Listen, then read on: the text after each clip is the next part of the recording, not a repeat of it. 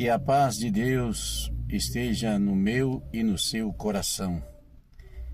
Eu venho, através desse vídeo, fazer um desabafo. O que está acontecendo no Brasil?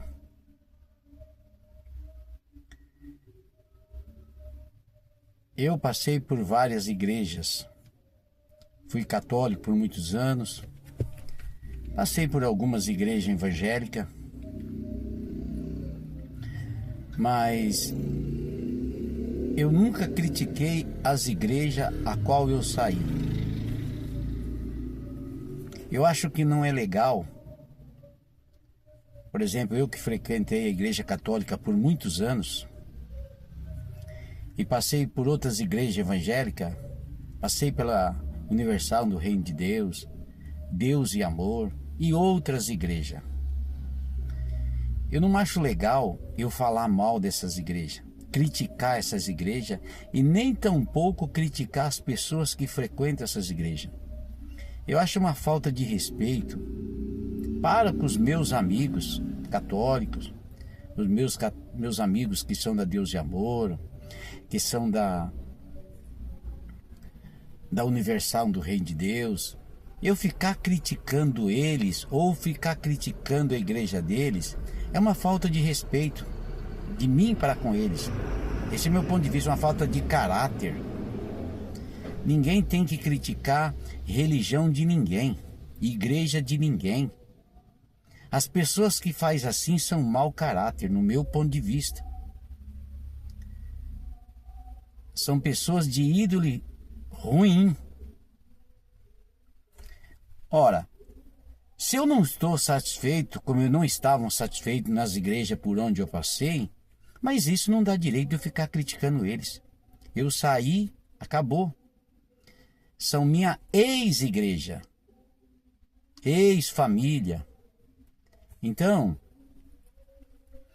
quem esteve em alguma igreja e saiu, não tem direito, não tem moral para criticar, dar conselho, falar alguma coisa para os membros daquela igreja. Ele saiu. Então, esse é o meu ponto de vista. Muitas pessoas passaram pela congregação cristã no Brasil, não se adaptaram, não se deram bem, não gostaram, não importa, saíram e foram embora. Agora virou crítico da congregação. Quem faz isso? Será que essa pessoa é uma pessoa boa intencionada? É uma pessoa de caráter? É uma pessoa digna? Ora, o cidadão abandona a família, sai da família, não estava bem lá, não ficou bem lá, não gostou de lá, viu um monte de erro lá, saiu, não tem moral para falar mais nada. Agora, eu estou na congregação.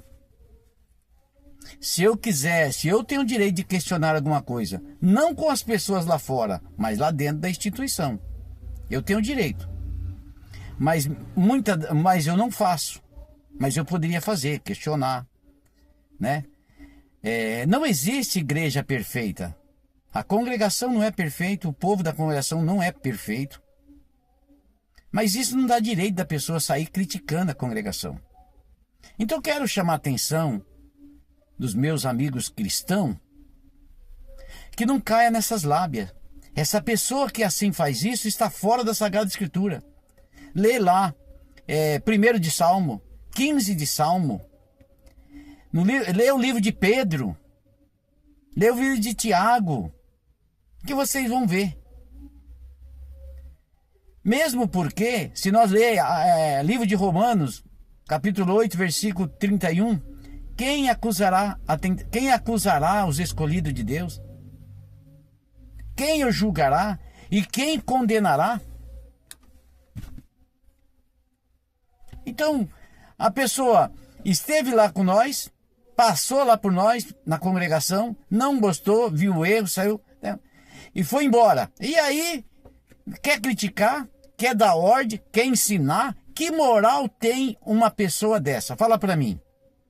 O cidadão abandona sua família, não teve amor, não teve paciência, E agora quer dar ordem, quer ensinar. Depois que saiu, abandonou a família. Veja bem, o pai abandona a esposa, abandona os filhos, abandona a família, né? E aí depois que abandonou, ele quer dar ordem na casa. Aí ele quer ensinar, ele quer criticar. Não tem moral para nada. Esse é o meu ponto de vista. Então, é fácil ficar criticando por aí, né? Eu vejo assim, que quando o cidadão larga, separa, divorcia da mulher, ele fica falando, né? Eu estou fazendo aqui uma comparação, uma comparação, né?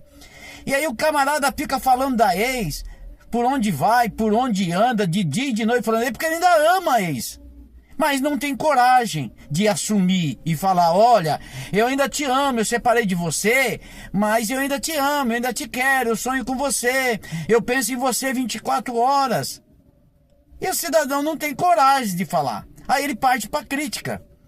Então, assim, hoje eu vejo aí na mídia, mas é um imenso número de pessoas que estiveram na congregação e foi embora. E agora virou crítico. Para mim, ao meu ponto de vista, são pessoas sem caráter. Pessoas não dignas. Sem moral. Para falar nada. Tá certo? Aí depois que abandona, sai da família, quer dar conselho para e fica lá ensinando. Não, porque tem que ser assim. Não, porque tem que ser assado. Ah, dá licença, né? Então, meus irmãos da congregação, meus irmãos cristãos, não caia nisso. Essa pessoa não tem o Espírito de Deus, porque se tivesse o Espírito de Deus, não estaria fazendo isso. E outra coisa, não lê a Sagrada Escritura, e se lê, não cumpre o que está na Sagrada Escritura. É outra coisa que, é uma outra falácia, que eu ainda vou fazer outro vídeo falando sobre isso. A pessoa fica falando que nós não lê a Bíblia, fica criticando nós, mas eles mesmos não lê. E se lê, não coloca em prática, é que nem fariseu. Sabe, conhece a Bíblia de capa a capa, né? Conhece tudo, sabe tudo, mas não anda por ela, não obedece o que nela está escrito. É fariseu e hipócrita. Lembramos que o próprio Senhor Jesus, quantas pessoas não estiveram com o Senhor Jesus? Quantos que foram lá? Mas foi lá para curiar, foi lá para julgar, foi lá para condenar, não era sincero, não tinha intimidade com Deus, tinha conhecimento da palavra de Deus, mas não enxergaram que Cristo, que o Senhor Jesus era o Filho de Deus, era o Salvador. Eles não conseguiram enxergar isso. Para que adiantou eles estudarem a Sagrada Escritura? Está lá em livro de João, no capítulo 5, no versículo 38. E ali é outra coisa que os críticos e os teólogos interpretam todo errado. No versículo 38, o Senhor Jesus está falando assim, examinais a Sagrada Escritura, cuidando ter nela a vida eterna. E ali, os críticos falam que o Senhor Jesus mandou examinar a Escritura. Antes, o Senhor Jesus está condenando os fariseus lá na época, que liam a Sagrada Escritura, cuidando que tinha encontrar a vida eterna pela Sagrada Escritura, cuidando de ter a vida eterna por ler a Sagrada Escritura, por estudar a Escritura, porém, não estava criticando o Senhor Jesus, não enxergaram o Senhor Jesus. Olha a controvérsia, a distorção que eles fazem. Aí a pessoa só lê o versículo 38 de 5 de João. Ele não leu o 39, o 40, o 41, 42, 43, lê o resto. Não, ele vai lá, fica que nem galinha, catando milho. Bica aqui, bica lá, bica aqui, bica acolá, e não lê o capítulo inteiro, o versículo inteiro, o texto inteiro. Ele cata alguma coisa ali e joga. Para quê? Para enganar as pessoas simples, que não lê a Bíblia. Tá certo? Eu estou, pela bondade e misericórdia de Deus, 32 anos na congregação. Teve dia de eu congregar 3 cultos por dia. De manhã, à tarde e à noite. Por 4 anos. Sem perder culto, todo dia. Se você colocar um culto por dia, durante um ano, dá 365 vezes. 365 com 365, dá 730 dias. Vezes 4, 730 mais 730 dá 1.460 vezes. A congregação, todo dia de culto, abre a Sagrada Escritura. Aí o cidadão fala que nós não lê a Sagrada Escritura. Em 4 anos, eu li dentro da igreja pelo menos um capítulo ou parte de um capítulo da Bíblia 1.460 vezes.